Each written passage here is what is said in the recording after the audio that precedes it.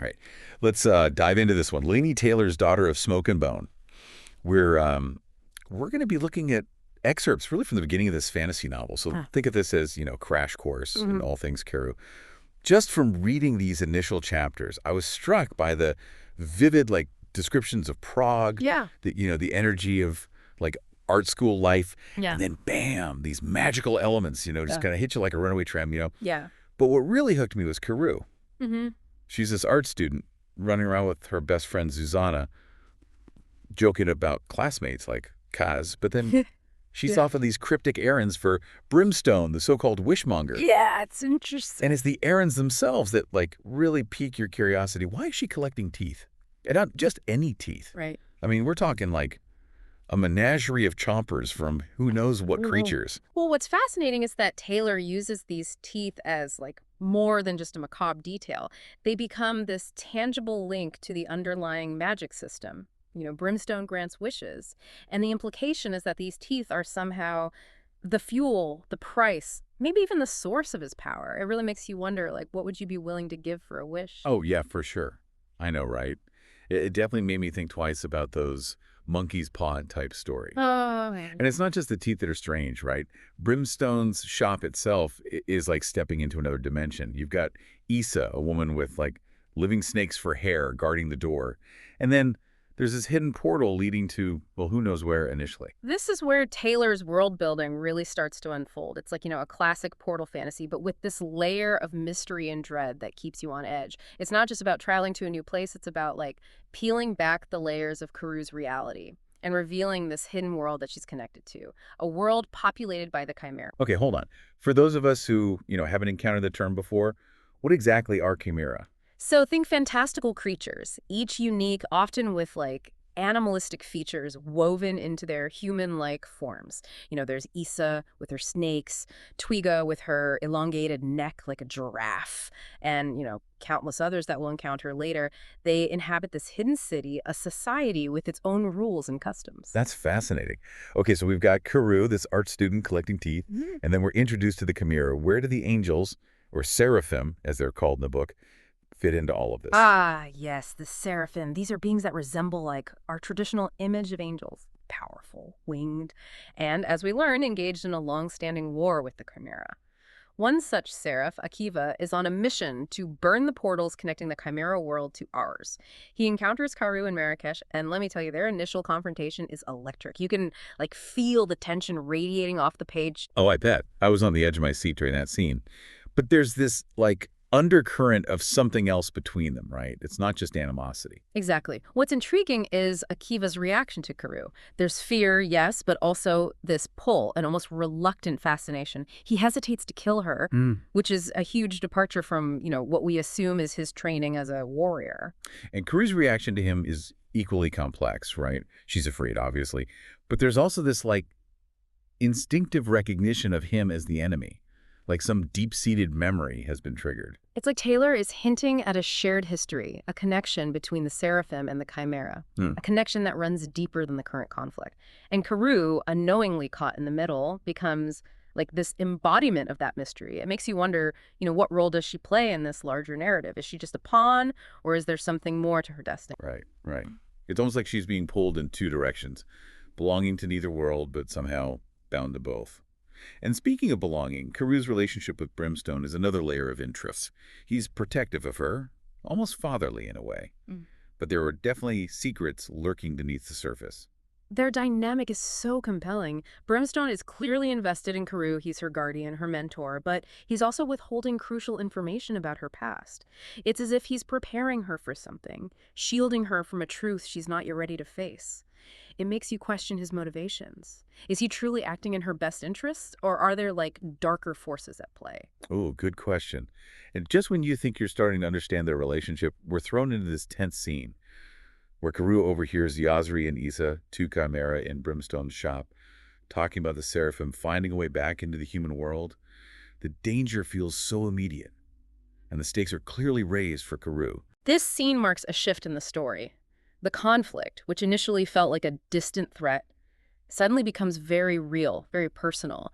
It's no longer just about collecting teeth and running errands. It's about survival. And that sense of danger really ramps up When Brimstone sends Karoo on this urgent errand to Marrakesh, he even gives her a wishbone for protection, which, in hindsight, feels like a pretty ominous foreshadowing, right? Absolutely. The wishbone is, like, so much more than just a trinket. It represents Brimstone's concern for Karoo, but it Hmm. also hints at the fact that she's going to need more than just her wits and training to survive what's coming. Begs the question, is he sending her into harm's way knowingly? What is he trying to prepare her for? It's almost as if he's like pushing her towards her destiny, whether she's ready for it or not. And speaking of facing danger, her encounter with Akiva in Marrakesh is anything but a meet cute. She manages to escape, but not without tapping into some mysterious power connected to her tattoos. It left me wondering, what is the source of her abilities? That's one of the most intriguing aspects of Karoo's character, right? Yeah. She's not just a human girl caught in extraordinary circumstances. There's something like deeper, something ancient, woven into her very being. These latent abilities suggest a connection to the chimera world that goes beyond, mere association. It makes you question the very nature of identity. If our memories and experiences shape who we are, what happens when those foundations are shaken? That's a really good point. It's like her entire sense of self is being challenged, and then bam, she discovers the other door in Brimstone's shop. Instead of the usual route, she ends up in this breathtaking world with two moons, populated by all sorts of chimera. That scene is visually stunning, but it's so much more than just, a pretty picture. It's the moment where Karoo finally glimpses her true heritage, her connection to something far greater than herself. It's like Taylor is visually representing that internal struggle between Karoo's human life and her chimera lineage. And it's in this chimera city that she encounters Brimstone again. But there's like a different energy to their interaction this time. He seems weary, almost resigned, and he speaks of a day when she might leave. Did you get the sense that he was saying goodbye? There's definitely a sense of finality to that scene. It's as if a Brimstone knows that he can't keep Karoo sheltered forever. She's destined for something more, something that might take her away from him. It adds a layer of tragedy to his character, the sense of, like, a father figure having to let go, knowing that he can't protect her from the world or from her own destiny. It's heartbreaking, but also empowering in a way. It suggests that Karoo has the power to, like, choose her own path, even if it means leaving behind everything she knows. But before she can process any of this, she's whisked back to the human world. This time, on an errand to Paris. And wouldn't you know it, she has another terrifying encounter with an angel. This one leaves her wounded and really questioning everything. This attack is significant because it highlights the constant danger Karoo is in. It also underscores the fact that she's not just like a passive observer in this conflict. She's a target. It raises the question, why is she so important to both sides? What is it about her that makes her, such a pivotal figure in this war? Good question. And back in Prague, things go from bad to worse. The portals are gone, her connection to the Chimera world severed. And then she's attacked again, this time right outside her own apartment. It feels like her two worlds are colliding in the worst way possible. Exactly. The attack outside her apartment marks a turning point. She's no longer safe, even in her familiar world. The threat is real, and she's forced to confront her isolation. She can't rely on Brimstone for protection anymore, and her human life is now in jeopardy. And then there's the scene with Kishmish, Brimstone's little messenger, appearing on her balcony, engulfed in flames. Such a gut-wrenching moment, and it leaves Karoo with more questions than answers. Kishmish's death is a catalyst for Karoo. It forces her to take action, to seek answers on her own terms. And it's significant that she finally confides in Zuzana, sharing the truth about the Chimera world. I love Zuzana's reaction. It would be understandable for her to, like, freak out, but she's surprisingly accepting. Seeing a burning bird creature on your best friend's balcony isn't exactly an everyday occurrence. Zuzana's acceptance highlights the power of friendship, the importance of, like, human connection, even in the face of the extraordinary. It shows that Karoo isn't alone in this. She has someone to lean on, someone to share the burden with. It's a powerful reminder that even in the darkest of times, there's strength in vulnerability, Yeah. in sharing your truth with those you trust. Armed with a wishbone from Kishmish and newfound determination, Karoo sets out to find Brimstone to demand answers. But instead of finding her guardian, she stumbles upon something far more shocking. The portal leads her to a scene of utter chaos. What does she find on the other side? What Karoo witnesses is the aftermath of a brutal battle between the Seraphim and the Chimera. The scene is described as, visceral, bloody, and chaotic, forcing Karoo to confront the true cost of this war. She's no longer shielded by Brimstone's protection. She's seeing the raw reality of the conflict. And in the midst of all this carnage, She sees Akiva again. But this time, he's not the imposing, ruthless angel she encountered before. He's a prisoner, wounded and vulnerable, at the mercy of a terrifying chimera named Razgat. This scene is pivotal for Akiva's character development. It challenges our initial perception of him as the enemy. We see him as a victim, subjected to Razgat's cruelty. It forces us to question the simplicity of good versus evil. Are there shades of gray within both sides of this conflict? It definitely complicates things. You start to see the humanity in Akiva, the vulnerability beneath his angelic exterior. And his interaction with Karoo, though brief, suggests like a flicker of recognition, a connection that transcends their opposing sides. Exactly. It's a powerful moment that suggests their fates are intertwined in ways they don't yet understand. And it leaves us wondering, can empathy exist between enemies? Can love bridge the divide of, a centuries-old war? Big questions indeed. Karoo manages to escape back through the portal, but she's shaken to her core by what she's witnessed. It's clear that this conflict is far more complex than she initially understood. And then, back in Prague, fate throws them together again. She's drawn back to the ruins of Brimstone's shop and finds Akiva there, injured and alone. This time she's the one who comes to his aid. This reversal of roles is fascinating. It's Karoo who's in a position of power, offering aid to the wounded angel. It highlights her inherent compassion, her willingness to help even, like someone she considers the enemy. Their interactions are so charged with tension, but also with a growing sense of understanding. He's fascinated by her ability to fly, by her mysterious tattoos. And she's drawn to his beauty, his intensity, even though she knows he's the one who burned the portals, cutting her off from her world. Their connection is undeniable, despite the circumstances. It speaks to the possibility of finding common ground even amidst conflict. They both see beyond the labels, the enemy uniforms, and recognize something deeper in each other. But of course, this being a good story, nothing is that simple. Right, because then things take another unexpected turn when Karoo decides to take Akiva back to her apartment.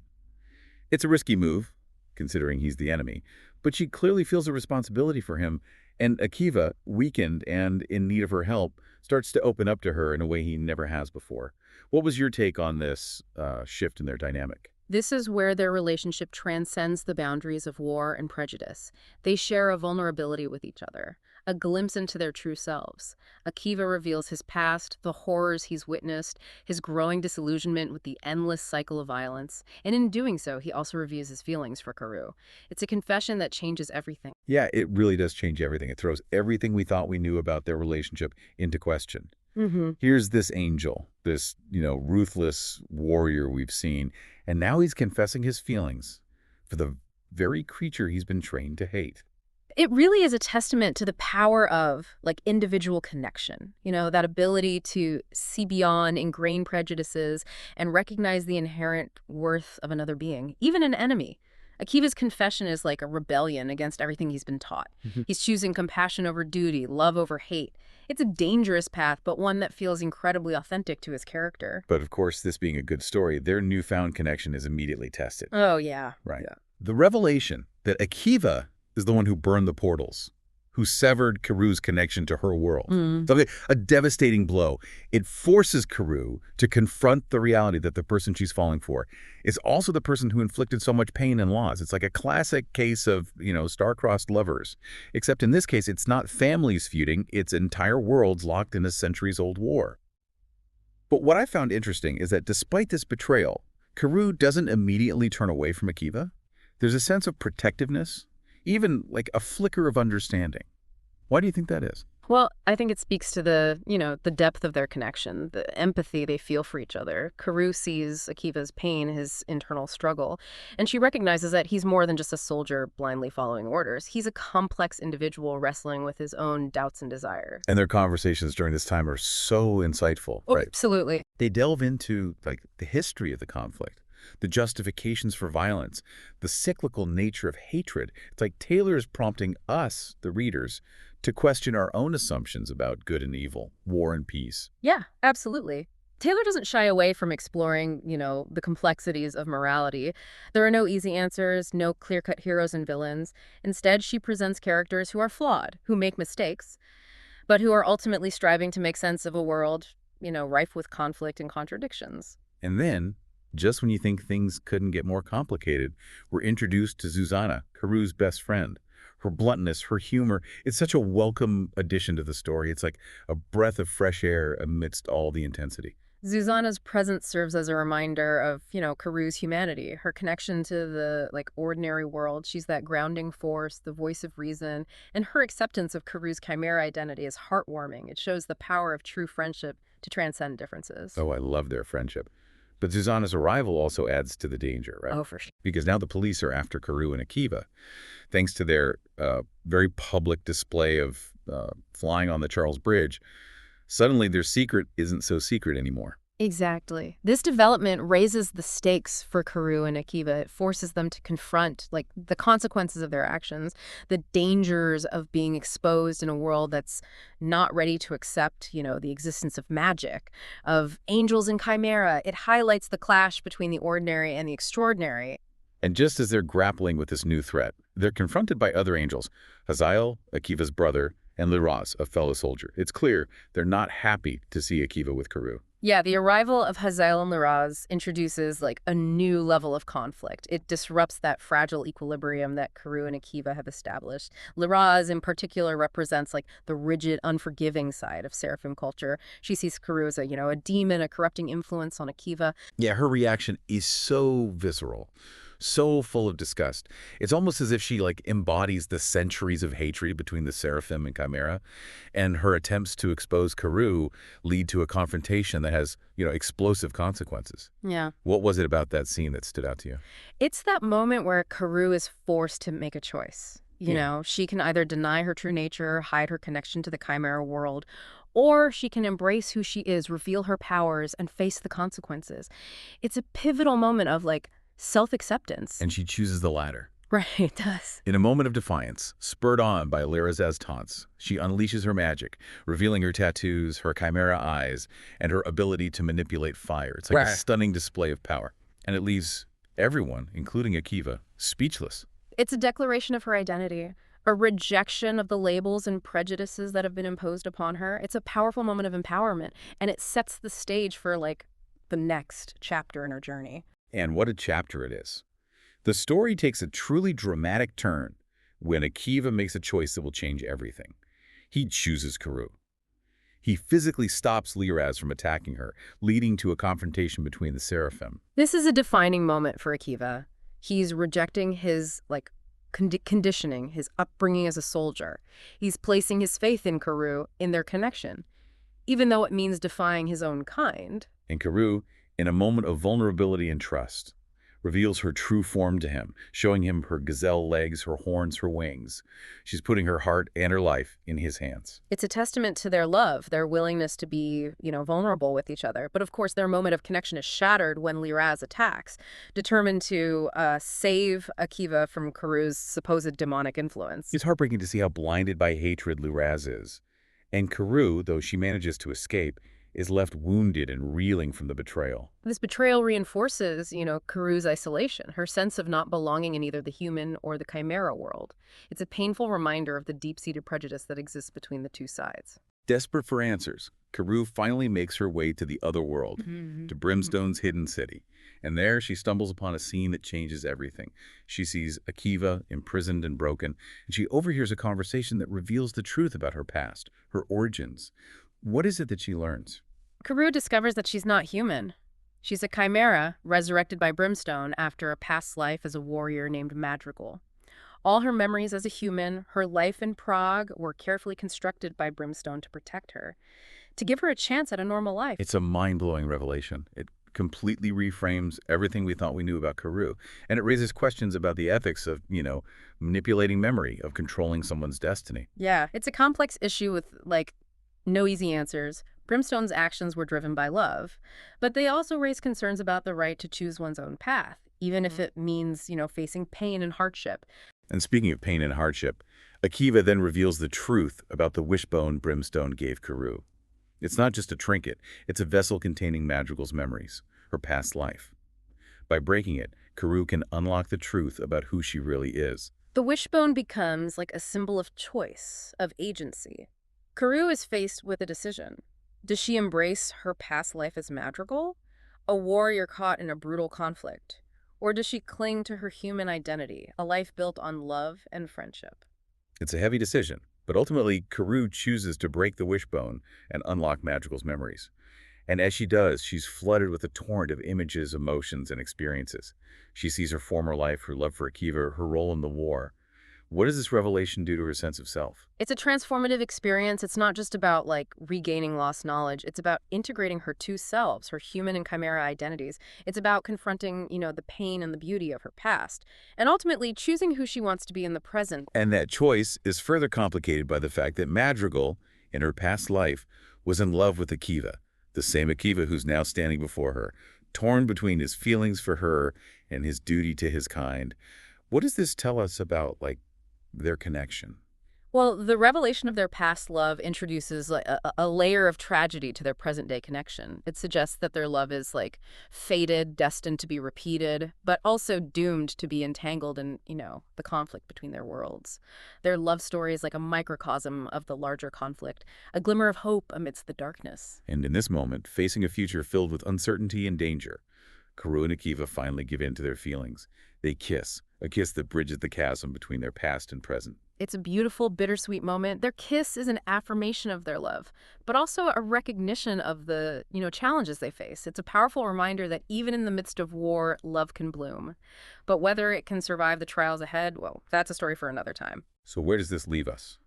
We've got Karu, now fully aware of her chimera heritage, her past life as Madrigal, and her rekindled love for Akiva. We've got Akiva struggling to reconcile his feelings for Karu with his loyalty to his kind. And we've got this war raging between the Seraphim and the Chimera, a war that threatens to consume everything in its path. Taylor masterfully sets the stage for, a continuation of this epic saga. She leaves us with a sense of anticipation, of impending conflict, but also with a glimmer of hope. Karu and Akiva's love represents a possibility for change, a chance to break the cycle of hatred and violence. But whether they can succeed in bridging the divide between their worlds, well, that's a story for another time. That's the beauty of a great book, isn't it? It leaves you wanting more, leaves you pondering the possibilities. So, here's a final thought for you to consider as you delve further into Daughter of Smoke and Foam. We've seen the power of the wishbone to hold, like an entire lifetime within its delicate structure. What other secrets might be hidden within Karu's world? What destinies might those secrets shape? Until next time, keep exploring, keep questioning, and keep believing in the power of stories to transport us to worlds both magical and profound.